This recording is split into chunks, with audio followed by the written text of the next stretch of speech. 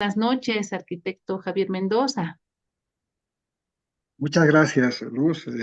Saludos a todos. La verdad me siento muy contento de poder compartir esta experiencia que tuve, que recién hemos concluido.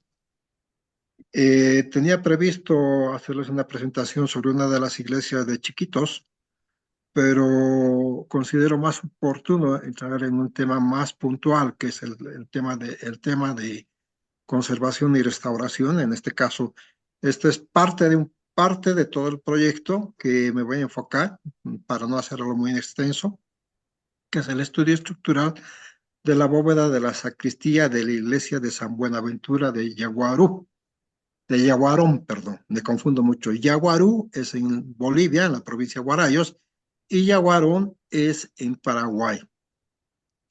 Para ir entrando en tema, para ponerles en contexto cómo queda, cómo es, en qué consiste esta iglesia y su sacristía.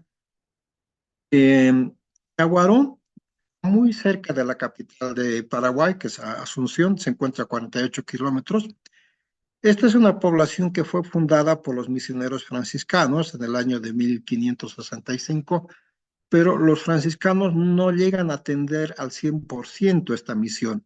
Y es así que la iglesia inclusive es obra del clero diocesano que estaba presente en esta región. Recién en el año 2003, la misión de Yaguarú, en este caso la iglesia de San Buenaventura, es declarada como Patrimonio Nacional del Paraguay. En esta lámina que estamos viendo es la ubicación, cómo se ubica la iglesia con respecto a su urbanismo. Tiene unas características muy particulares que no vamos a entrar en este tema, pero para que se hagan una idea cómo está ubicada, ¿no? Ahora, la iglesia construida durante el siglo XVII, ¿ya? Inicialmente esta iglesia fue planificada para ser construida de piedra. Si bien vemos una estructura de madera, la iglesia no fue planificada para que sea así. Esta iglesia se pensó para que sea muy parecida a las iglesias contemporáneas jesuitas, de la orden jesuita. Por ejemplo, estas son las ruinas de la iglesia de Santísima Trinidad del Paraná, que es una estructura completamente en piedra. Eso es una vista aérea. Inclusive esta es una vista del interior, las paredes. Lamentablemente esta iglesia se derrumba su bóveda, su cúpula. Esta situación va deteriorando la misma estructura. Aquí tenemos una vista lateral de la misma iglesia. Otra iglesia que también era de piedra y es muy linda y muy impresionante, y nunca se llegó a terminar, que es la iglesia de Jesús de Tabarengue, que era también una misión jesuita. Pero esta iglesia no se terminó. Prácticamente, después de la expulsión de los jesuitas, la obra quedó así como la ven aquí. Entonces, el transcurso de lo que se va haciendo esta obra no se hace tan rápido, se hace entre los años de 1752 a 1772, durante la presencia de dos administradores. El primero fue el administrador Rivarola, y después de su muerte, el padre Penayo, un sacerdote diocesano, se hace cargo de la misma construcción. Pero durante este proceso y esta transición, el padre Penayo protesta por la obra que se está haciendo. Dice que es una obra demasiado grande, en pocas palabras, que es demasiado grande y es muy grande para los esfuerzos de la población, y hay una carta muy larga al respecto, donde pide al gobernador que se suspenda esta obra y que se haga otra cosa. Entonces, la obra ya se había levantado una vara, un poco más de una vara, estamos hablando de algo más de 80 centímetros, ya se había hecho de piedra, muy parecida a las iglesias que antes había mostrado. Entonces, después de esta carta, la obra se modifica y se completan los muros con piezas de adobes. Y la estructura, en lugar que sean pilares de piedra, se hacen pilares de madera. Inclusive durante el relevamiento de información, tanto a nivel de arquitectura, de estructura y de arqueología, y también tuve el apoyo de un georradar, encontramos los restos de los cimientos de lo que un día, lo que se planificó inicialmente esta iglesia. Inclusive hay estas piedras que podemos ver, que son unas piedras talladas, que es muy parecida a las piedras, al sistema de piedras, a las dimensiones de las piedras que se usaron para hacer las iglesias jesuitas. Hay varias de estas piezas. Ahora hay una infinidad de teorías que yo les voy a decir la mía. La mía es que estas, como la iglesia se paralizó la construcción en piedra, entonces estas no se terminaron de colocar y quedaron ahí tiradas. Esta es una planta, esta es la planta actual de la iglesia de Yaguaro. Podemos ver los gruesos muros de adobe. Inclusive, lo que les comentaba hace unos segundos, la iglesia iba a ser mucho más grande de lo que ahora estamos viendo. Esta es una vista interior de la nave. Al fondo podemos ver el retablo mayor. Esta es una vista hacia el otro lado, donde podemos ver el coro. Son fotos que las tomé durante la fiesta patronal de San Buenaventura, que es el patrono de la población. Ahora, el retablo y otras obras de carpintería, de mobiliario arquitectónico, es del artista portugués Sousa Cavadas. Inclusive el retablo se hace antes de que la iglesia se concluya, porque se hace entre 1752 al 1759. Inclusive el retablo se está haciendo a la par de la construcción de la misma iglesia. Ahora, el arte es impresionante, tiene un arte portugués realmente precioso, las fotos son claras, nos dicen las características de este retablo, pero años después, ya estamos hablando en mitad del siglo XX, después de la mitad del siglo XX, en el año de 1961 llega a la región el artista húngaro Adán Kunos, que hace una reinterpretación del arte, perdón, que hace, que hace un decorado de la carpintería y de los horcones de la nave. Por ejemplo, a la izquierda podemos ver una foto antes de la intervención del artista húngaro y a la derecha podemos ver cómo está actualmente. Entonces, hace una, hace un aplicado de pintura acuosa muy parecido a la técnica que había en algunos puntos, pero prácticamente es una expresión libre de él, ¿no? A pesar de todo esto, realmente se ve muy bien. Ahora, puede ser muy discutido lo que debió hacer o no debió hacer, pero el hecho es que ya la iglesia está decorada y es parte de la estética actual. La población misma ahora ha asimilado muchísimo esta estética y ya es parte de su identidad, ¿no? Podemos ver aquí en la foto de la izquierda el decorado de los capiteles y vigas, inclusive de las tijeras y el cielo raso. Y a la derecha podemos ver la base de los pilares. Realmente es un trabajo impresionante en el arte que esta tiene, ¿no? Ahora, para ir entrando en tema, para ir hablándoles de la sacristía, que es en lo que me voy a enfocar en esta charla, pues la sacristía se encuentra en la parte posterior, muy detrás de lo que sería el retablo. Algo muy interesante que esta sacristía tiene no es una sacristía muy convencional porque realmente por su tamaño es bastante grande, es prácticamente una capilla. Es una capilla de planta en cruz, como podemos ver en los planos que ahora les muestro, ¿ya?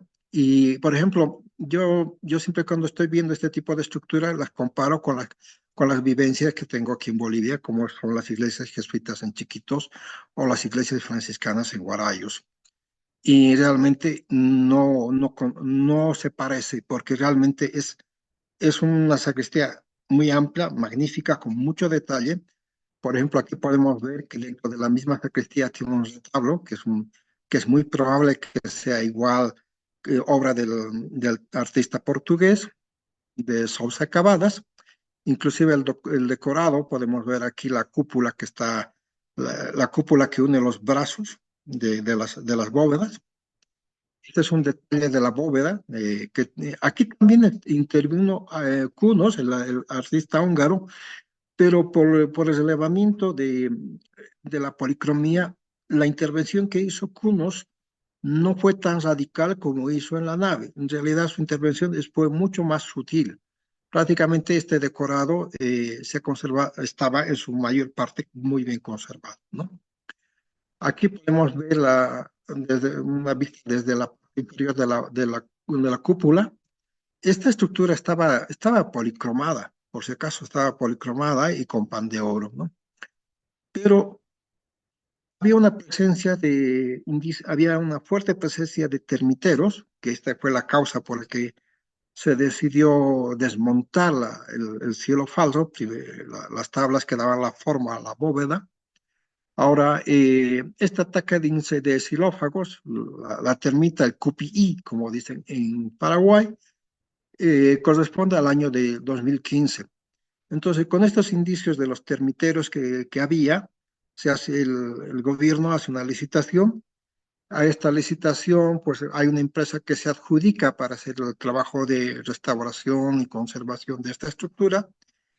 Y este trabajo empieza el año 2015.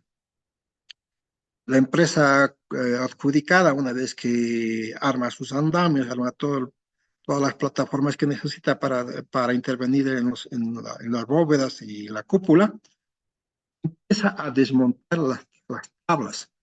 Pero lamentablemente la manera como ellos empiezan a desmontar empieza a causar daños a la policromía y a las mismas piezas de madera. Esta situación inquieta a la población. La población allá es muy devota. Es lo interesante de la arquitectura de esta región, igual que en Chiquitos, son patrimonios vivos. Entonces, no son piezas de museo. Entonces, la gente convive con la iglesia diariamente. Hay misas todos los días, los domingos se abarrota de gente a la iglesia. Entonces, la gente va viendo el trabajo que hacía esta empresa y no estaba muy conformes de la manera como estaban procediendo. Entonces, por ejemplo, esto, ¿no? Han retirado la tabla, también el arco lo llegan a dañar, los arcos que sostienen la estructura. Este es un ejemplo. Por ejemplo, en lugar de aflojar los cabos para retirar las tablas, arrancan la tabla. Aquí lo que vemos resaltado en el círculo rojo, podemos ver cómo empiezan a quedar astillas clavadas a los arcos. Entonces, este tipo de daños alertan a la población, como lo había comentado, inclusive las almacenan las piezas así, provocando que se vayan deformando más. Entonces, la población se altera, solicitan que se paralice la obra y la obra se paraliza. Una vez que se paraliza la obra, pues hay una serie de inconvenientes entre la población y el Ministerio de Obras Públicas. La empresa dice que es una estructura que ya no tiene remedio, que se tiene que cambiar toda la estructura que soporta las tablas y poner una estructura metálica, una estructura nueva. A la población no le agrada esta situación, entonces eso pasa el 2015. 5 años pasan en discusiones y lo que deciden es invitar a especialistas externos. Es así que el año 2020 me invitan a que vaya a revisar la parte estructural de esta iglesia y hacemos un equipo. Viene también una restauradora en especialista desde Holanda, con la cual formamos un equipo de trabajo y con el apoyo de algunos profesionales también paraguayos, ¿no? Entonces, mi labor como responsable de la parte estructural, pues, como dicen, revisar la estructura, ver en qué condiciones está. Estas son fotos del 2020. Ahora, para el análisis de la estructura, lo importante es documentarse. Y dentro de la documentación con la que se ha hecho este tipo de obras, una de esas es este libro, que es Pictorum Architectorum del jesuita del Pozo, que es un libro que fue parte de la documentación que manejaba este artista portugués, Sousa Cavadas. Entonces, a este libro hay otros más estudios sobre la arquitectura del arquitecto francés Philippe Delort, que también desarrollan sistemas constructivos para hacer los arcos y bóvedas y cúpulas de madera. Entonces, En estos sistemas constructivos, como les mostraba el anterior libro, y en este sistema del Delorme, del arquitecto Philippe Delorme, son estructuras que se van planificando, donde se atraviesan listones de maderas que son colocadas con otras clavijas que se van sujetando. También se conoce este sistema de bóvedas como bóvedas encamonadas, porque son piezas que se van uniendo lado a lado. Es como dos manos que son una al lado de la otra. Tiene un pasante pues, que une estas dos piezas y estas dos tablas que se han unido son aprisionadas por las clavijas de madera, como podemos ver en los detalles que son parte de esta bibliografía, ¿no?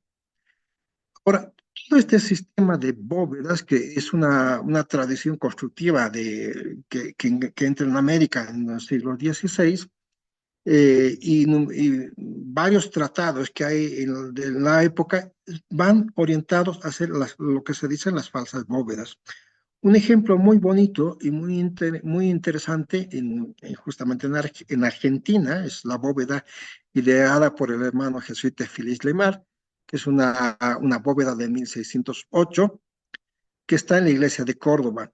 Pero algo interesante de este sistema de bóveda, que es muy parecida el sistema constructivo a la bóveda la bóveda de Philippe Delorme, pero la modificación que hace este jesuita es para que las tablas que van a quedar visibles, la cara que va a quedar visible, se las reviste por tela encolada, cosa que podemos ver un acabado muy fino, como podemos ver en las fotografías.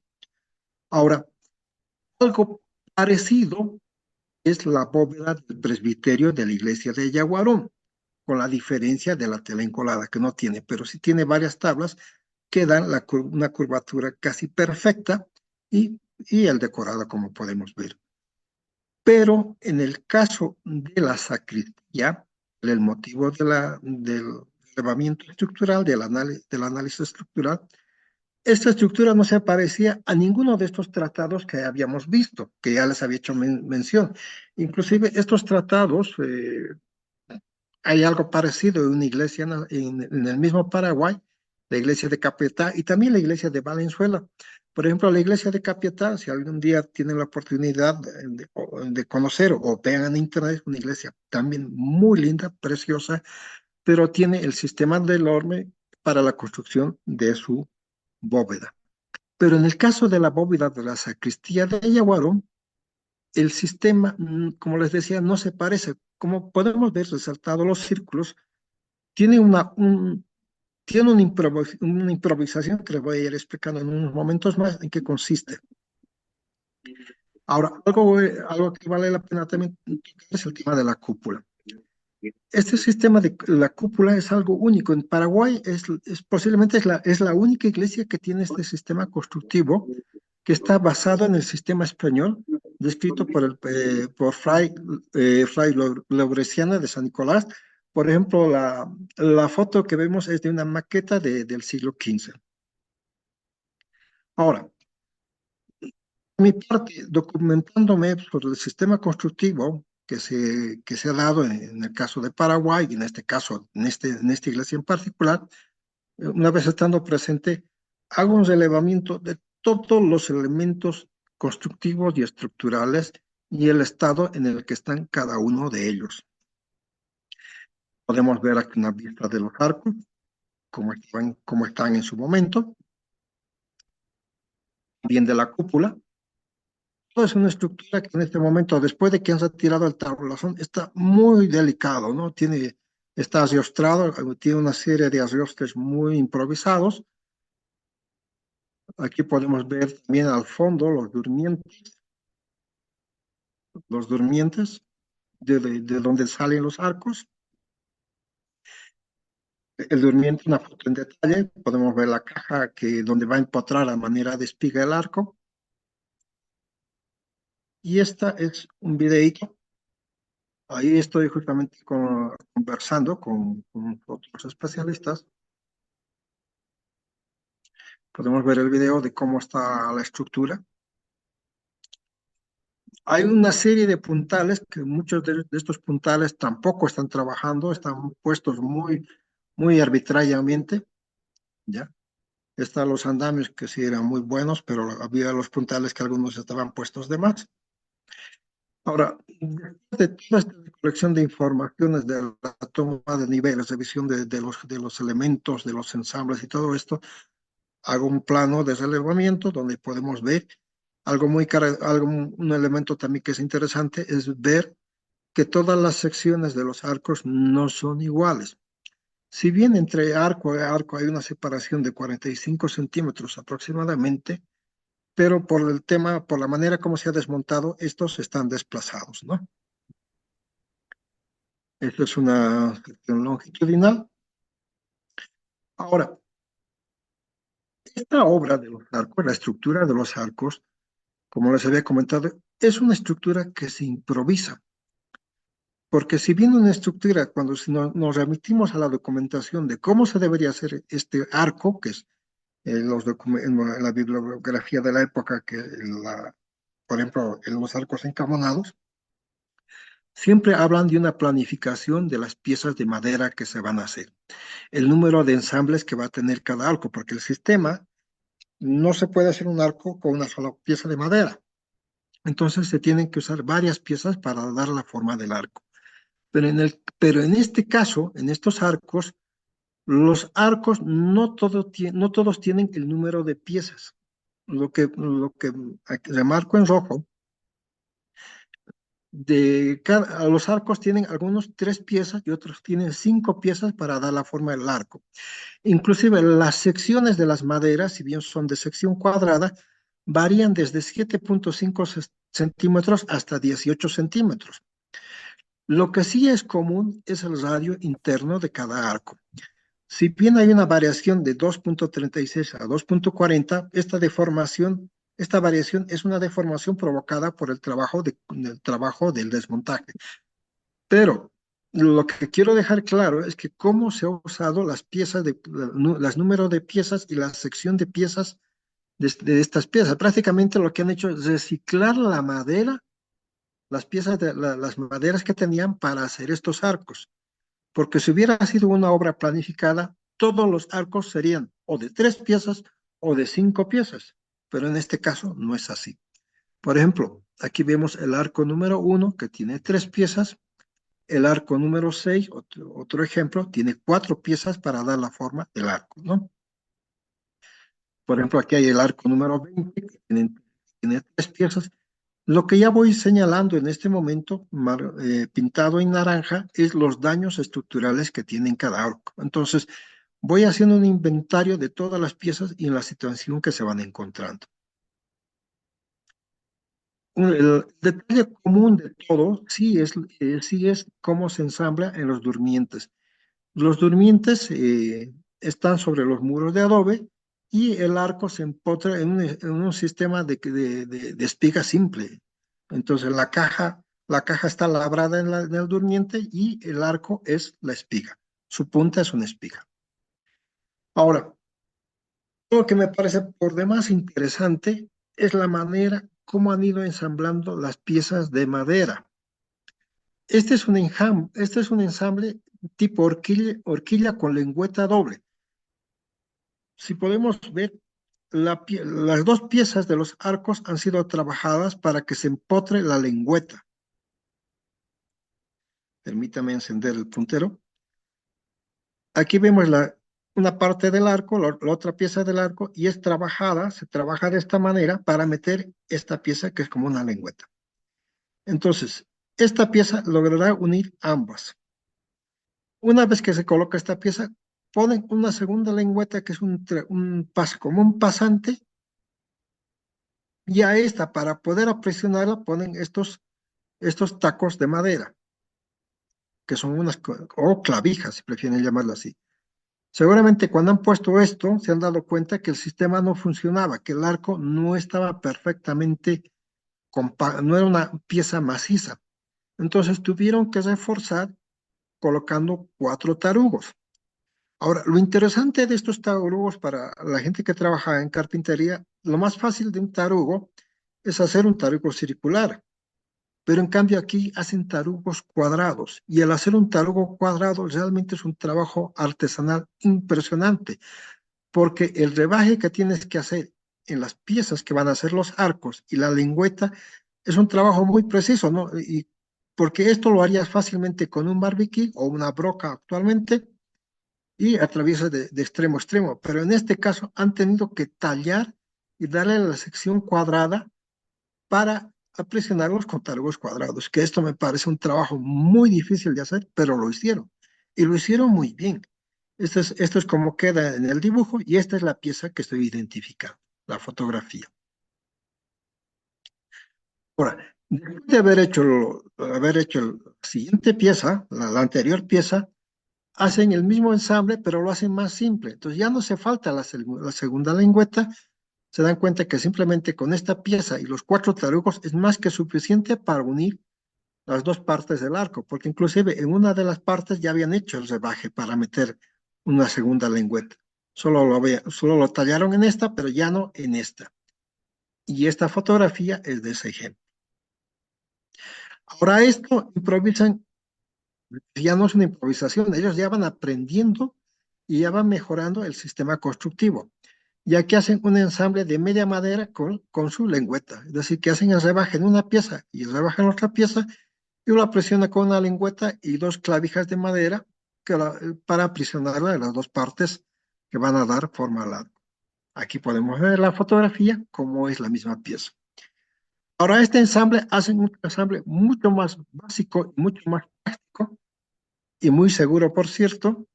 Es un ensamble de media madera y con 2 tarugos. Muy simple y muy fácil de hacer. Es decir, que en todo este proceso que vamos viendo, ellos van mejorando el sistema constructivo y van perfeccionando su conocimiento hasta hacer ensambles mucho más simples y mucho más simples de hacerlos. Aquí hay otro ensamble, que es un ensamble de orquídea, que también es muy bonito, que hacen el rebaje de una pieza y viene la otra, que se empotra aquí y simplemente con 2 tarugos ya se llega a presionar las dos partes. Ahora, de todo este inventario, de todo el estado de los nudos estructurales, hago una valoración en bueno, malo, regular. Las partes buenas es que conservan más del 90% de su, de su sección. La parte regular, que todavía está en buen estado, tienen aproximadamente como 70% de su sección. Ahora, las partes malas es donde realmente la pieza está muy débil o directamente no existe. Inclusive aquí podemos ver, por ejemplo, este arco, el arco 11 son 5 partes, podemos ver, y eso significa 6 nudos estructurales.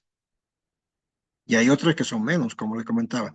Aquí apenas son 3 arcos y 4 nudos estructurales. Ahora, de todo este relevamiento, establezco una conclusión, que el 42% de las piezas están en buen estado y el 37% están en regular estado, que puede ser fácilmente reconstituido y conservado, dependiendo de cada caso, y el 21% está mal. Eso nos está hablando que casi el 80% de la estructura es salvable. Situación que pone en evidencia que esta estructura puede ser conservada, no como antes había pensado, que era una estructura que no tenía, que ya no se podía conservar y que tenía que ser reemplazada. Ahora, eh, aquí podemos ver las 2 bóvedas de la misma iglesia. A su izquierda vemos la del presbiterio y a la derecha vemos la de la sacristía. Ya esto podemos concluir que la estructura de madera fue construida con un gran conocimiento de carpintería, porque lo que les mostraba, cada ensamble son realmente ensambles muy difíciles de hacer. Lucieron muy bien los ensambles, pero no conocían la técnica, porque si el constructor hubiera conocido la documentación del francés de Philippe Delorme, pues no hubiera hecho esto. La cosa es que a todo esto nos da la base para poner, hacer una propuesta de conservación y restauración de esta estructura de madera, donde lo que se plantea es solo eliminar las partes o piezas dañadas con el objeto de restaurar y reponer solo lo afectado, conservando la originalidad de la estructura. Porque a pesar de la improvisación que ha tenido esta estructura, realmente es una estructura preciosa. Es una estructura muy linda y un trabajo de carpintería único. Realmente un trabajo muy lindo que vale la pena conocerlo. Esto es lo que, por ejemplo, aquí podemos ver los arcos, que gran parte de ellos, después que se ha hecho un retirado de la basura que tenía encima, barro, porque también le cayó agua, tierra y todo esto, y también algunos caminos de termiterio, después de limpiar se puede ver que la estructura está en buen estado. Obviamente hay estructuras que también están en muy mal estado, y es por eso que se propone lo siguiente. Ahora, el tipo de madera lapacho, a ver, el término del lapacho se usa en Santa Cruz, también se usa en la zona del Chaco, ese nombre, y en otras regiones se lo conoce como tajibo. En el Beni, en otras partes de Santa Cruz también se le dice tajibo. Entonces, la propuesta, en este caso, este es un ejemplo, el arco número 2, lo que está marcado en naranja, serían dos piezas que, se, que serían nuevas prácticamente. Son dos piezas que de acuerdo al inventario de madera que se solicita para esta intervención, son piezas de sección rectangular que serían labradas para que tenga la forma del arco y complete el daño o la pieza faltante, ¿no? Aquí tenemos otro ejemplo, otro de los arcos. Este es uno de los arcos que está más dañado, que prácticamente de todas las piezas que tenía, solamente una parte está en buen estado, pero aquí también vemos un arco que todo el arco está en perfecto estado. Ahora, la propuesta prácticamente es un trabajo netamente de carpintería, trabajo netamente de tipos de ensamble que se tiene que hacer. Este es un ejemplo, por ejemplo, en un encuentro entre durmiente y arco, donde podemos ver por la fotografía que la parte de la espiga ha desaparecido. Ah, bueno, aquí la madera originalmente estaba trenzada también. Eso también pudo haber provocado que cuando se ha desarmado se ha partido la pieza. Pero lamentablemente no encontramos este pedacito. Pero bueno, entonces, ante esto, la propuesta es hacer una pieza nueva con un sistema de ensamble de pico de flauta, donde esta pieza se labraría la espiga iría a empotrarse en el durmiente y el arco se le trabajaría, se labraría para que pueda ensamblarse con esta pieza nueva. Posteriormente, la pieza sería reforzada con tarugos y quedaría así.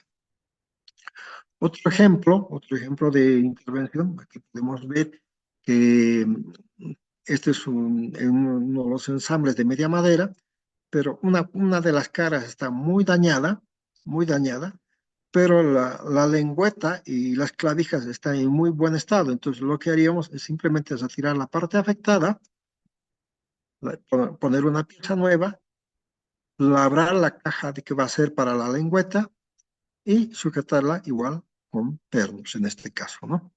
Cosa que la pieza quedaría. Entonces estaríamos conservando gran parte del arco original e incluso usando algunos elementos constructivos también, ¿no? De la época. Bueno, como esta hay una serie de detalles en el proyecto, les muestro algunos ejemplos solamente porque es un documento un poco extenso.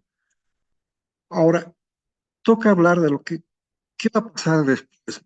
Esta iglesia, de acuerdo a la documentación, en 1950 ya se había hecho un cambio de cubierta, porque había algunos daños en algunas vigas, algunos elementos así. Se bajó la cubierta y se volvió a subir. Entonces, entre 1950 al año 2015, donde se dio esta presencia de este gran termitero, pasó bastante tiempo, estamos hablando de casi medio siglo, ¿no? Pero lamentablemente, si este termitero hubiera sido visto en su momento, nadie hubiera permitido que crezca de esta manera, ¿no? Entonces, un problema es dar las condiciones para realizar el mantenimiento y la conservación de este tipo de estructuras. Es por eso que tenemos que pensar que a futuro, que si esta sacristía no se le da las condiciones para que alguien pueda inspeccionar periódicamente, va a volver a ocurrir lo mismo, porque las termitas, si bien hay maneras de hacer sistemas de fumigación muy buenas que puede durar tranquilamente 5 años, pero las termitas van a regresar, porque el Paraguay, en este caso Yaguarum, es muy parecido a Santa Cruz, para la gente que conoce Santa Cruz, y la humedad es permanente, y la lucha contra las termitas es permanente. Entonces, hay que darle las condiciones para que se pueda hacer un mantenimiento y una conservación de esta estructura. Es por eso que se propone crear un sistema de revisión de la estructura. Y en la propuesta, además de todos los detalles y procedimientos que se tienen que hacer, está la construcción de esta pasarela que les muestro ahora en esta planta. En esta sección podemos ver la pasarela, esta de acá, que sería una pasarela metálica que se construiría sobre los arcos y rodeando la bóveda.